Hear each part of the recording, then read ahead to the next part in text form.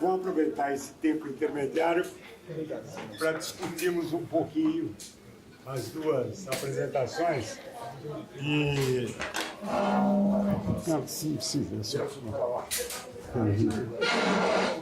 deixa eu só fazer um pequeno comentário teórico para as duas. Ontem eu mencionei uma questão referente a essa mútua relação entre direito e política, em que cada um resolve os seus paradoxos se apoiando no outro. Acho que a apresentação que o Jobim acabou de fazer mostra muito bem isso. E quais são os paradoxos que cada um tem? É o problema de se autofundamentar. A autofundamentação põe expressamente em aberto o problema do arbítrio. Como é que a política resolve esse problema do arbítrio? Em conversas, pintando as questões mais agudas de uma forma que seja palatável. A forma palatável é você jogar para uma formulação jurídica e vice-versa.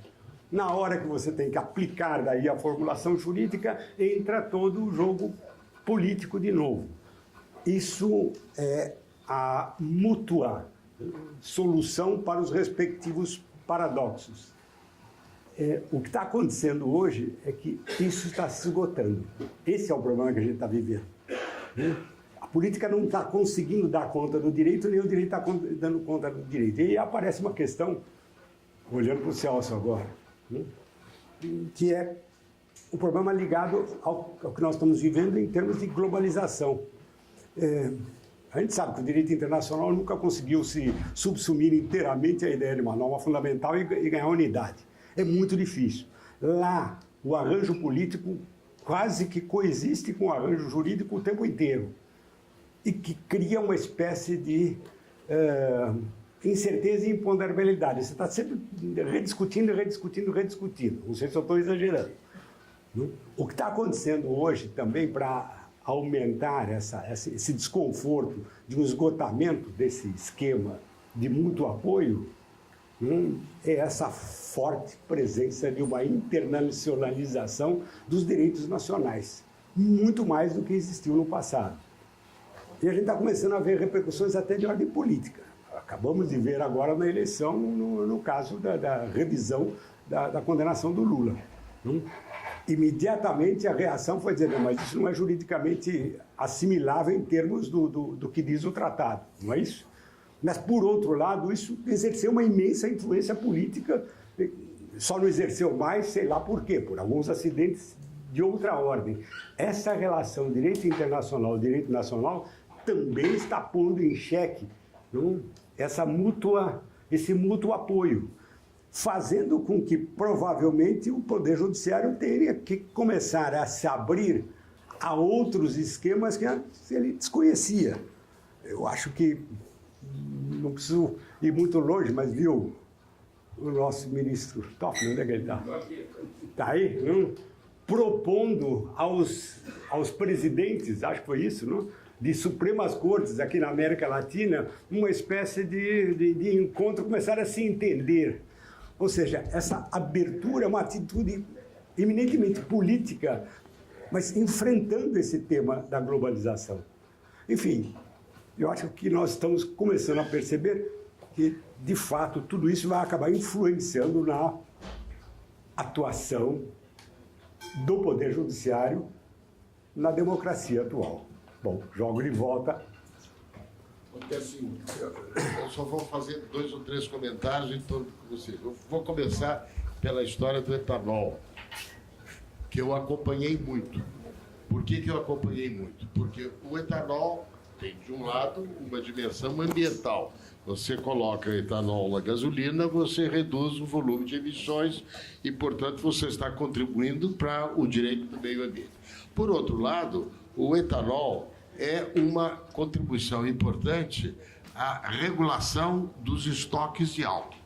Então, o ministro do Desenvolvimento, quando eu fui, você regula o desafio do que fazer com o estoque de álcool, diminuindo ou aumentando o volume de etanol que você coloca na gasolina. Tem um teto, que é 25, não vai 22, 23, 18, etc, etc, etc e tal.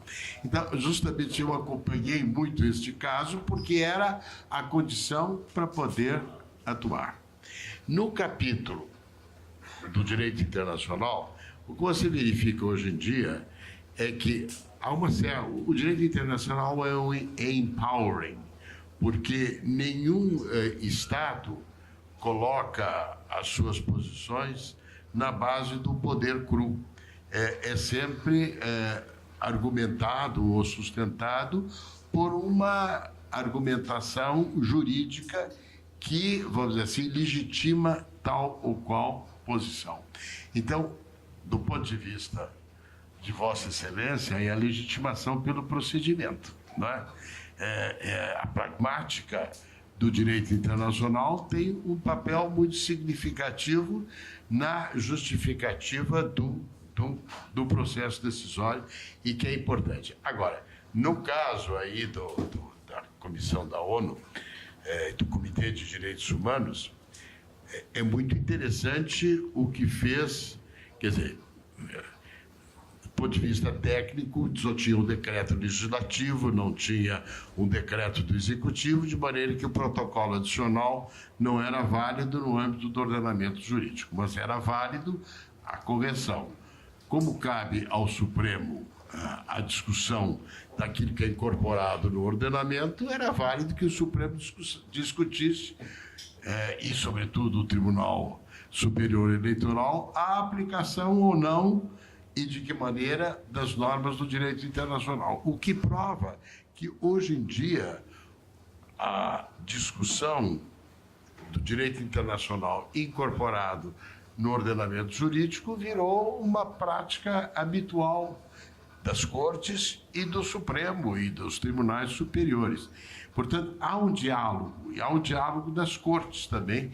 Você cita jurisprudência, não apenas nacional, mas você cita a jurisprudência de outros países e a jurisprudência internacional, o que faz disso, do ponto de vista do estudioso do direito, um capítulo bastante interessante. Do ponto de vista do operador do direito, um pouco mais complicado.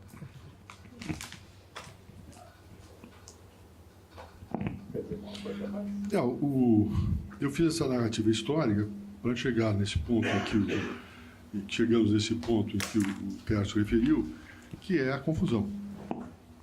Ou seja, nós estamos num momento de confusão, em termos, primeiro, um voluntarismo muito forte em relação à capacidade intervencionista e decisória. Então, para tirar fora do Supremo, vejam, por exemplo, o Tribunal de Contas da União hoje, ele se tem como um gestor da política pública. Ou seja, ele examina as decisões do Executivo em relação à prática de obra como um gestor. E não tem nada de gestor. Sim, gestor todo mundo. Evidentemente que aí as coisas crescem. Há uma tendência muito complicada em relação a esse negócio das autonomias, além das suas competências. Claro, vai toda essa coisa. Observem, eu vi ontem, nessa história, por exemplo, do indulto, que está sendo votado no Supremo, que evidentemente o ministro Toffoli não pode fazer nenhuma referência a isso, que está em processo de discussão, é curioso. O Ministério Público se atribui o poder, nos acordos de delação, de não aplicar a lei. O presidente da República não pode, nos indultos, estabelecer uma norma geral em relação a isso, mas ele diz que não. Quem tem que fazer são eles. Ou seja, começou a verificar a confusão que está se estabelecendo. E, de outra parte, nós temos que ficar claro de que esse é um momento de transição. E a forma de você resolver esses conflitos é exatamente processualizando-os. É um procedimento. E lembre-se bem, o processo democrático não é um processo de produção de consenso, é um processo de administração dos dissensos. Claro, em nome de um grande consenso, que, feito esse novo consenso, será o início de um novo dissenso. E assim sucessivamente, dialeticamente. Então, nós temos que ter a consciência e a capacidade de perceber de que nós estamos vivendo um momento de profundo dissenso, ainda sem ver um caminho para a solução desse consenso, desse dissenso. Está aberta.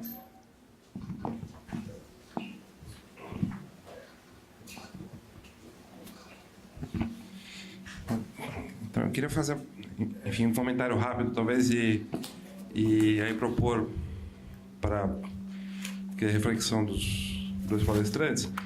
Quer dizer, tem um historiador do direito que eu gosto muito, que eu acho que é belga, que se chama Van Kyneggen, né? Que ele disse que a evolução do direito deve ser vista como uma espécie de disputa entre legislador, doutrinador e, enfim, e o... Então, é uma disputa de poder, na verdade, entre juízes, professores, né? Entre, quer dizer, os que decidem, quer dizer, a teoria, digamos assim, e o legislador, né? E esse processo é constante, né? Eu estou falando disso porque, então, especialmente quando o ministro Jobim diz que tudo se explica no fundo, né? A gente tem que ir para a política porque lá está a gênese de uma série desses institutos. Mas também quando o doutrinador, e aí isso é uma questão que me interessa pessoalmente, que é o papel da teoria, né? A teoria também funciona como instrumento de poder, digamos assim, nesse processo, porque quando alguém vai dizer, bom, o fato do capítulo dos direitos fundamentais está em primeiro lugar, se torna uma moeda, digamos assim, hermenêutica, né? Um trunfo hermenêutico para você avançar, por exemplo, uma agenda mais relacionada a um Estado de Direito com controles de constitucionalidade, etc. Né?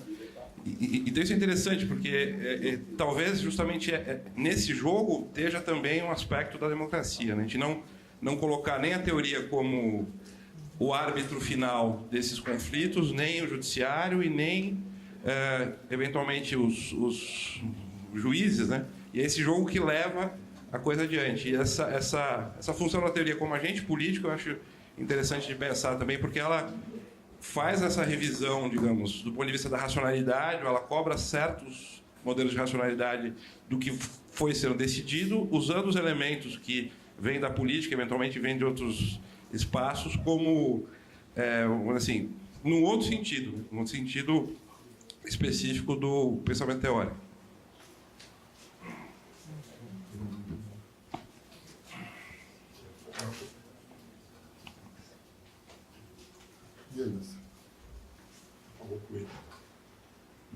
A observação está correta. Eu só queria... Vejam, há uma utilização, um aparelhamento político de determinadas instituições que a teoria formulou. Mas o momento em que você usa e a política pega esses instrumentos, ela não pega os instrumentos considerando a finalidade que a teoria estabeleceu. Pega aquele instrumento para resolver um problema circunstancial, e aí você avança. Agora, o problema é que a teoria, desconhecendo o processo histórico, começa a atribuir racionalidades inexistentes no processo político. Ou seja, está transferindo aquilo que é dele, ou que é a formulação teórica, para o político, que não teve nenhuma racionalidade daquilo. O compromisso era outro. O compromisso era um enfrentamento de uma situação específica. Tá certo? Você tem razão. Eu tenho uma dúvida, queria... de alguém que não é da área, óbvio. O Eros Grau escreveu um artigo reforçando um conceito que você sempre fala a respeito, que lei e justiça não caminham obrigatoriamente de forma integrada. E a lei está aí para garantir a segurança jurídica. A minha dúvida, até onde a segurança jurídica ela acaba engessando melhores decisões na tentativa de promover a justiça, ou talvez em outras palavras, até onde o legalismo deve prevalecer sobre o pragmatismo em função de uma melhor decisão pensando na justiça sem que a lei seja tolhida.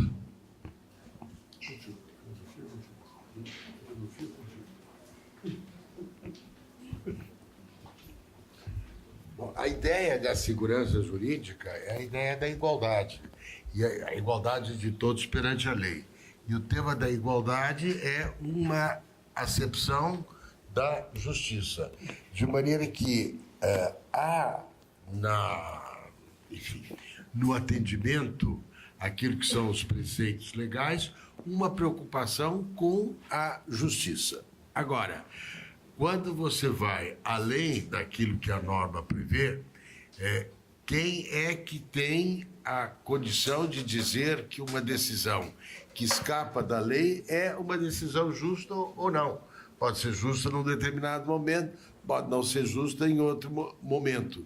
E aí você tem sempre o componente do arbítrio, que é um desafio para a noção de justiça.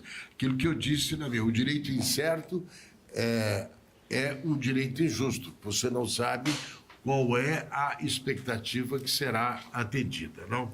Há um economista, o Frank Knight, que faz uma distinção entre risco e incerteza. Não? O risco é algo que você pode calcular com tal ou qual dificuldade. Então, um advogado experiente, naturalmente, avalia os riscos inerentes a promover ou não uma ação. Ele conhece a lei, conhece a doutrina, conhece a jurisprudência e ele faz uma avaliação de risco. A incerteza ocorre quando você não consegue calcular o risco. Há um componente de incerteza maior na vida jurídica quando a avaliação de risco se torna difícil. Não, a minha observação é exatamente isso. Ou seja, e observem bem, essa incerteza se dá, inclusive, em alguns casos concretos. Quando eu estava no CNJ, havia um tribunal que havia uma grande divergência interna no tribunal sobre duas câmaras, ou duas turmas, câmaras no caso. Uma decidia de um jeito sobre a mesma matéria e a outra decidia de outro jeito sobre a mesma matéria. A origem dessa divergência eram dois desembargadores que haviam concorrido a titular da cadeira de Direito na universidade local, e era uma vaga só, um ganhou, outro perdeu. E aí se estabeleceu uma inimizade entre ambos, e aí se dividiu o tribunal em relação a isso. E aí você perguntava, então, veja, as decisões de uma matéria A, na Câmara X, era decidido de uma forma, e na outra era decidido de outra forma. Aí quem era o pessoal? Aí eu perguntei para os desembargadores, na época em que discutia esse assunto nesse próprio tribunal, digo, quem é o sujeito mais importante de vocês aqui? Como? Quem é o cara mais importante da perspectiva do advogado? O distribuidor. Porque ele tem a certeza de que caindo na Câmara tal, na turma tal, ele vai ganhar, caindo na outra vai perder. Logo, os senhores, com essas divergências, estão estimulando a corrupção dentro do seu tribunal, porque aí se torna o alvo o próprio personagem. Com boa intenção, mas observem a consequência desse tipo de incerteza. E o que o advogado vai fazer? O cliente pergunta, vou apelar, mas vamos ganhar, olha, se cair na turma A, nós ganhamos, se cair na B, nós perdemos, ou na Câmara, então. Aí a pergunta subsequente do cliente, como se faz para cair na turma A? Quem vai resolver isso é o distribuidor. E aí começam as distribuições fora do horário do cancelamento daquela distribuição eletrônica. Isso aconteceu muito, lembra disso? Tá bom. Bom, acho que a gente vai ter que ir avançando, certo? Uhum. Agora o Joaquim. Joaquim.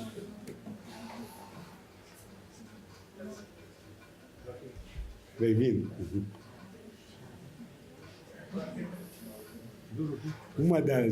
Enquanto ele não chega, uma das características do momento que a gente está vivendo é a perda ostensiva de importância que vem tendo a doutrina nessa mediação entre legislativo e judiciário.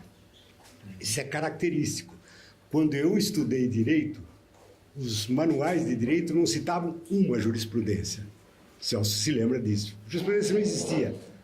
Hoje, se você olhar os manuais, só tem jurisprudência. A doutrina se resume à jurisprudência.